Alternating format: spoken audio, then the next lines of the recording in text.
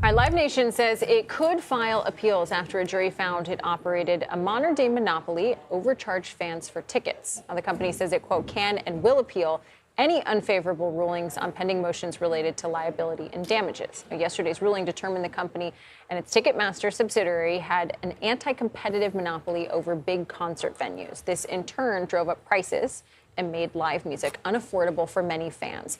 Joining us this morning to discuss is Variety's executive music editor, Jem Aswad. So, I sort of just broke down what happened. What was your initial reaction, and what kind of impact do you think this is going to have? The immediate impact is going to be almost zero because Live Nation has said they're going to appeal. This is going to go on for months, if not possibly years. It's not going to trickle down to fans in a hurry. I think there's such a wide range of potential outcomes, the most extreme being Live Nation and Ticketmaster get broken up and pay enormous fines.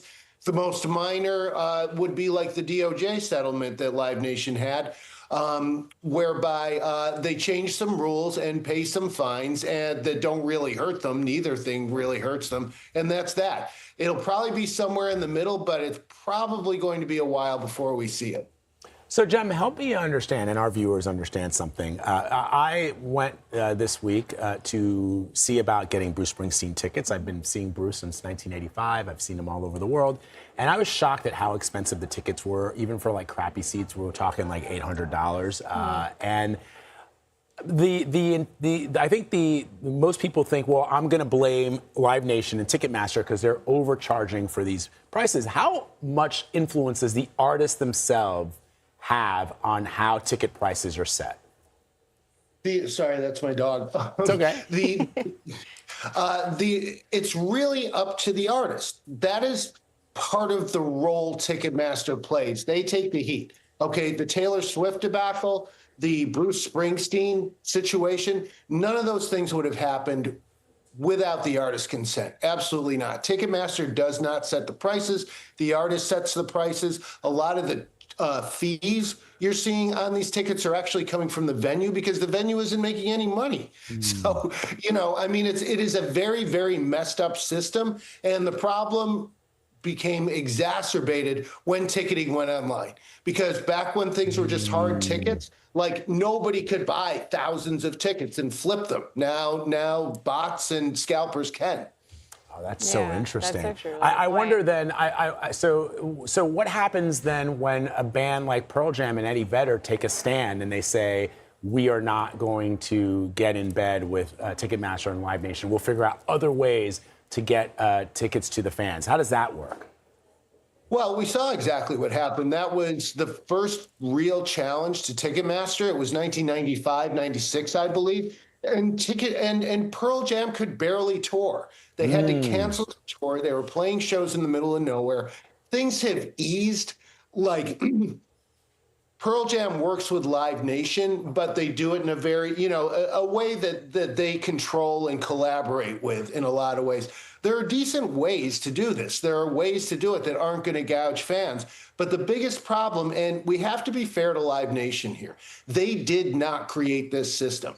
They did not create this online ticketing nightmare. And what they're really trying to do, ultimately, apart from make a profit, like any good capitalist corporation, what they're really trying to do is make sure that the money that people are willing to pay for these tickets is going to the artist, going to the venue, going to the promoter, and of course going to themselves. I'm not saying they're altruistic. They are they are a very aggressive company, as they've admitted. And they cross the line sometimes, as the jury has determined.